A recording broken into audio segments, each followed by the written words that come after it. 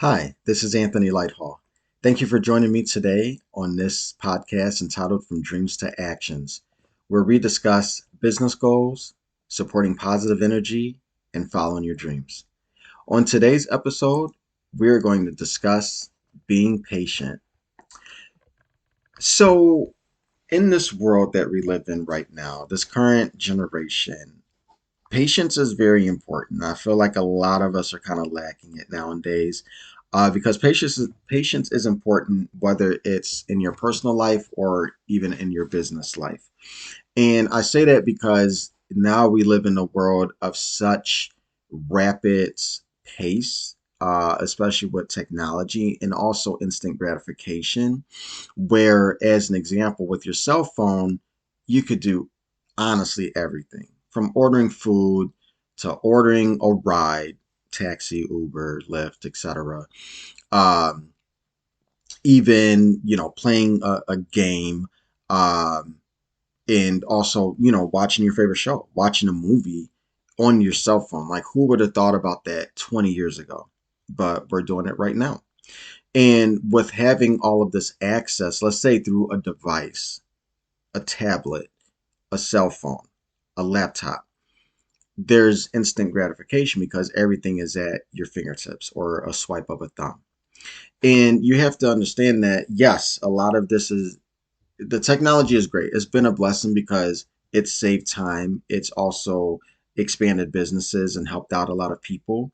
But the instant gratification and the rapid pace, some people can't keep up, or sometimes the convenience can actually cause inconvenience. And that's what I really want to focus on today, in this episode about the convenience and keeping it convenient, but also not getting so into the weeds of things where it becomes inconvenient for you in a disservice, in such a rapid time that we're in, and learning how to be patient with things or for things. Okay, so the first example or thing I want to talk about is just people just becoming impatient. Again, with the convenience being inconvenient, people become impatient because in such a rapid world, when you send someone a text, sometimes 25 minutes, less than an hour, they expect a response back. Or even with the emails used to be, it's an electronic mail, as if you were sending snail mail through the mail. So a lot of people that use email, they expect a response right away, but you have to understand an email is actually as if you were sending a letter in the mail. So you're going to have to wait. Yeah, you're not going to have to wait, 5 days or 7 days to get a response, but give a little lead time with that versus if you are sending a text or calling someone. And that kind of brews up the impatience for people and for the society.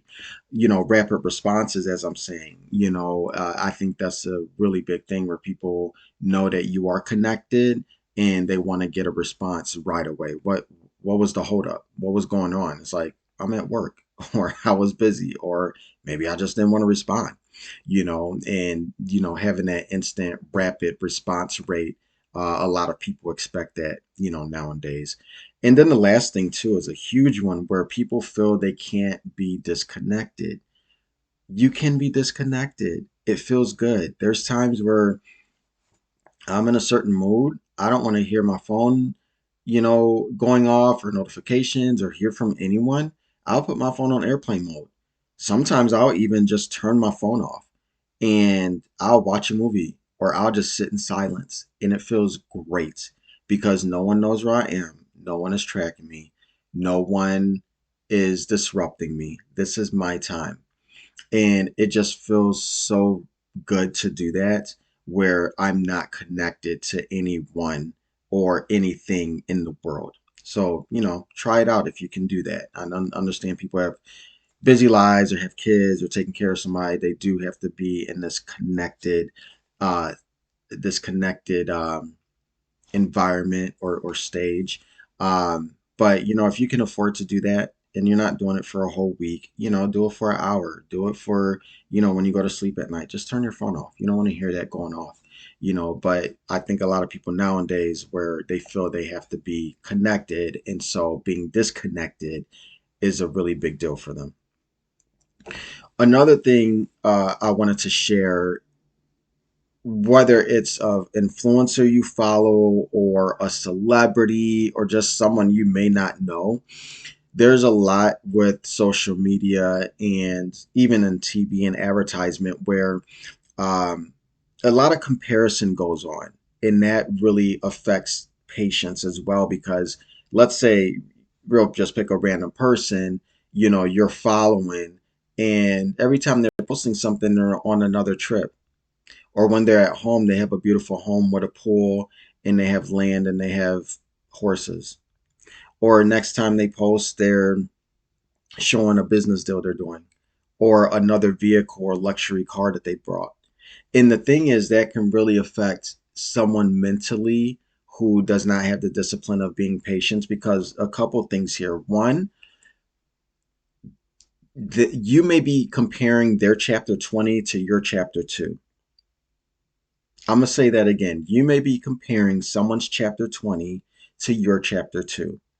And what I mean by that is you don't know what that person went through or how hard they had to work to get what they have or to have the lifestyle they're having. You don't know what's behind the scenes. You're not in their home. You're following them, but they're the ones who determine what they want you to follow. And you never know who they lost. You never know how much money they lost, or if they were homeless and sleeping in the car and now they're a millionaire, or they may have been a near death experience, and something awakened them to be on a better path. You never know, so do not compare what you're going through to someone else's life, because you don't know. And a lot of things too, this person may be, this may be all legit, or it could be fake, to just inspire you to buy more things that you don't need, and to kind of chase their lifestyle or continue to follow them and admire them on this pedestal that they probably don't deserve. So again, the comparison piece can really affect people mentally, and then that also affects where people become impatient. And you don't. Last thing too, I'll add with this: you don't know what small goals that this person had to go through, or that this person accomplished to get to where they're at, to get to the house that they're living in, or that private jet, or taking those vacations. So yeah, even though this podcast is entitled "From Dreams to Actions," but it doesn't always have to be large dreams. Like, you can have big dreams, but it doesn't always have to be large goals that you're accomplishing. Those small wins, those small stepping stones that I'm going to go through later in this episode, are really crucial to you reaching that larger goal. Okay, so let's give an example of a storefront. Okay, so this is a perfect segue. So you have a storefront. Let's put it all the way up here, right? So that storefront is your main goal, and you're an inspiring business entrepreneur. But I put the storefront here, but you're down here. Hope you all can see this in the camera. But you all are down here. So there's multiple steps. Let's say there's 10 steps to get to that main goal of owning a storefront. Okay. So let's kind of go through this. And there's more, in between, and what you have to do to reach this goal. But let's talk about some of the small steps and accomplishments that you have to reach. So you have to produce a product or service. Let's say product. Keep it simple. So you produce a product, and you have to get customers. So then you figure out ways to sell this product to people.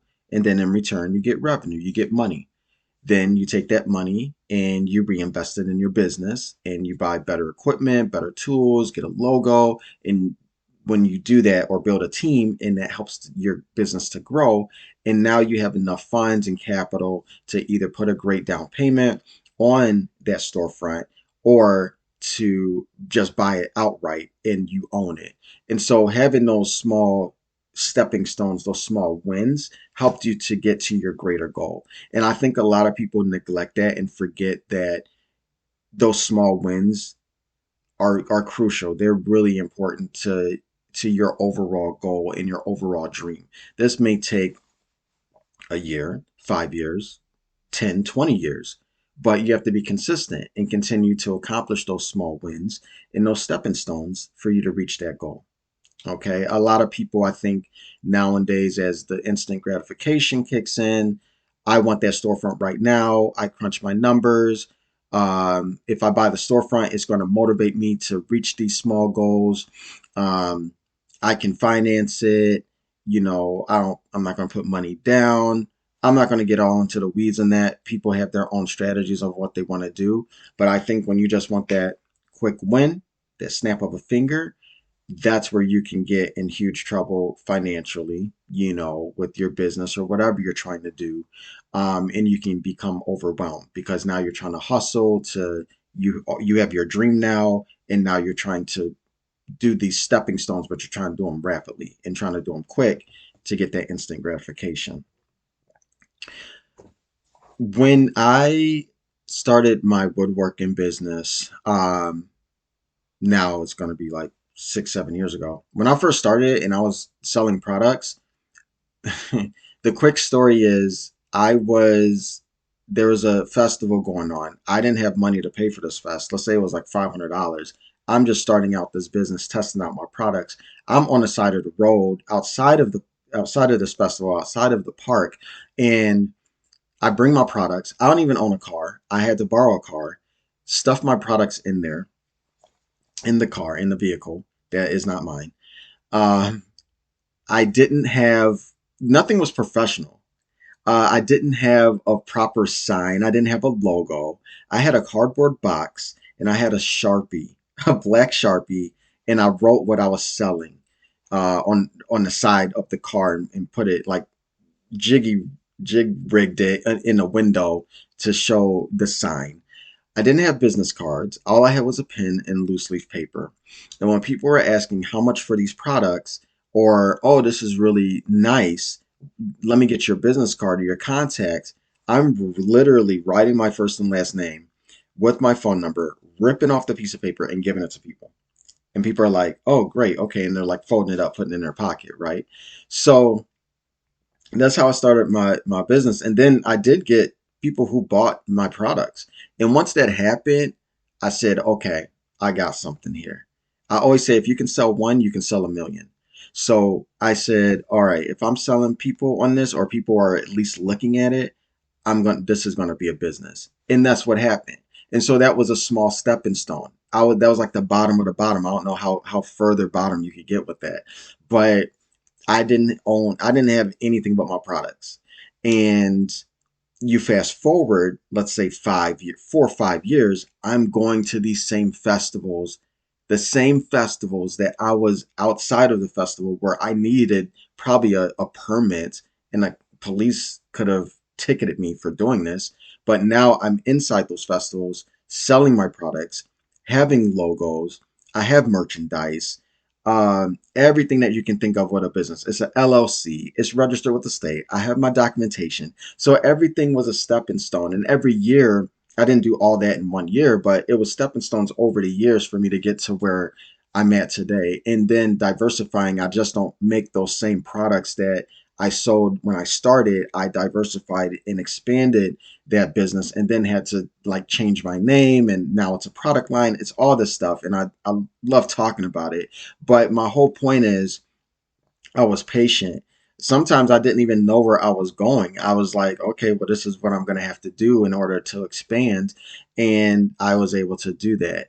And it's still in business to today. And now people know me nationwide when it comes to certain products that I produce, and it's amazing. But enough about me. I just wanted to share that example of the stepping stones, and I never forget that. It's always like, don't forget where you come from, but I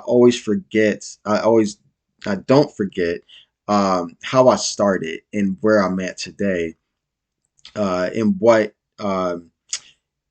what my business brought with other businesses. My business actually helped to do this podcast, and produce this and to share my experiences and to, talk to my listeners and whoever follows me and watches me.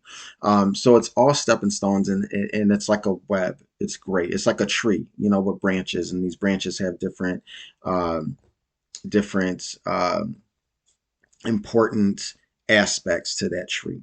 So I just wanted to kind of share that, with the business that I have and how that's kind of grown over the years. Another thing I wanted to share is, or advise, is to keep things simple. Keep things simple. You have a goal, that's fine. You have a big dream, a big goal, that's great. But let's scale it down and let's keep it simple, because you're not going to be able to fully uh, understand or appreciate those stepping stones if you're just quickly, rapidly going so that you can get that instant gratification. So keep things simple, and that's going to help you to not become overwhelmed. This large goal has 20 steps before you get to it. And that's if you even get to that goal. And sometimes that large goal may even change because you're going to learn something new about yourself, or the environment is going to change, or the culture, or whatever you're trying to do is going to kind of pivot you into a different direction. So don't overwhelm yourself. Keep things simple. You don't have to do everything in one day. Remember that you don't have to do everything in a day. uh I understand people have different lives, and there's, it's always rushed, and they have to pick up kids from daycare, or they take someone to soccer practice, and they have to go home and feed and everything. I understand that, but understand, what do you all really have to accomplish today, and what was a great goal that I did accomplish that I'm happy I got that off my list. What I'm saying with that is, create a to-do list, create something that is going to hold you accountable. And that is something that you can say, okay, well, I have these 5 things I want to do, but 2 of them I completed, and 2 of them took a lot of time, and I'm happy I got those done. And these other 3 I can disperse throughout the week. Okay. And this is also going to avoid procrastination, just holding yourself accountable, whether it's a calendar, whether it's a list and you're writing things down. Um, so again, I'll repeat, keep things simple, and just, continue to do things, just throughout your day or throughout your week, or wherever you kind of have that free time, or that time free to do these things. Next is to master a skill and then know when to diversify. So with mastering a skill, you want to make sure that, you expand in moderation. You don't want to be a jack of all trades and a master of none. And that happens with a lot of people because they're so into the weeds on different things. Oh, I want to start this. Oh, and then I want to do this, and then I want to learn this. And it's like, okay, let's scale it back. Learn this, master it where it's second nature in your sleep. Now let's move to the next thing. Why do you want to learn this? Okay, great. Research it, learn it, master it. You thought you mastered it, but there's someone probably doing it better. Kind of research them or shadow them, master it. Now go to the next thing. You see what I mean? So it's fine to learn things. You watch YouTube or Google. Learning things are at our fingertips, but make sure you take the time to master it. It's like when people apprenticeships, or you're going to school for something, you're getting a degree in something. You're not getting a degree in something in one day. You're taking time. It takes months. It takes years. So master that, and then once you master it, learn how to diversify and how to expand that. And then that helps you to pace yourself again with your goals, with those stepping stones, to reach that ultimate dream. And another thing, too, is that sometimes people become overwhelmed when they have such a large goal or dream, that because it's so far out, they don't see the light at the end of the tunnel, as a lot of people say, and they become overwhelmed, they procrastinate, and then they just give up. And it's like, hey, you could have, time passes, it's 5 years. And it's like, wow, by this time I could have had what I was accomplishing or what I was going for, but I gave up, and I just didn't see that goal in sight. And then you're kind of comparing yourself again, going back to that comparison where people are accomplishing their goals, and hey, I've been working on this the last 3 years and look where I'm at. So, again, just master those skills, make sure you do your due diligence and your homework, and then understand and know when to diversify that. So, last example I wanted to leave you all with the patience part is having a restaurant, let's say a fast food restaurant, okay? And I'm gonna go through this example with this fast food restaurant in mind, and you're trying to add a new food or product to your menu. Sorry, I'm losing my words here. So you're a burger spot. Everyone knows you for burgers, cheeseburgers, bacon grilled, put an egg on it, like the best burgers, right? So everyone goes to your spot for these burgers. Over the last 15 years, that's what you were known for. You've been on the news, people following you on social media. You're a hot spot, okay? Now you take a step back and you're looking at diversifying, and you want to introduce wings like buffalo wings. And the thing is, with introducing this concept of a new food item, this could confuse customers and it could fail. Or this could be a huge, uh, a great goal and something great to diversify within your menu where you're not just serving burgers, but you can get the wing crowd, people that like chicken wings. And it could be a huge success on your menu. So that's the risk of a business person, of an entrepreneur. So let's kind of walk through these steps and talk about these milestones in order to reach that goal of adding something as simple as chicken wings, buffalo wings to your menu when you're actually known for burgers. Okay. So the first thing, as I have mentioned in my um, previous episodes about benchmarking. Recap: benchmarking is researching what your competitors are doing, and it's really benchmarking equals homework. You're doing your research, okay? So you're doing your research, you're benchmarking other competitors and seeing what other people are doing. With expanding into different categories on their menu, or researching restaurants that are known for buffalo wings and known for the types of wings that you want to serve. So you do your homework, and then with that, that's a stepping stone. So great, you did that. You're looking at competitors, and now you're starting to look at like the financial part or like the inventory and equipment. What do you need? What do you need to update? Do you have the space for this equipment? Do you have to hire more people? What is this going to cost? You have to do all of that research. So that's another stepping stone. That's another small goal that you accomplish to get to this next goal. If you're going to still pursue, the buffalo wings deal, and then you're looking at your competitors. Who else is doing this uh, with buffalo wings? Are they successful? How do they market to their crowd, the marketing piece, all of that, another stepping stone, another goal, and so on. That you could use this for this example with the restaurant, or you could use this for if you're looking to relocate, if you're looking for new job opportunities. How are you preparing yourself for this ultimate dream and this goal that you have? So again, all of these questions you have to research and answer, and uh, do your due diligence before you do that launch. And let's say eventually you did all your research and now you want to launch buffalo wings, and maybe it's a slow start like anything new, but then it expands, and maybe you change your name, or maybe you burger spot, burger spot and more, and so now people go to you for chicken wings and burgers, and then that expands your menu, and then that produces more revenue. So that's kind of how that story would go with that. But at the end of the day, like I mentioned, I'm gonna bring this back full circle, is just be patient.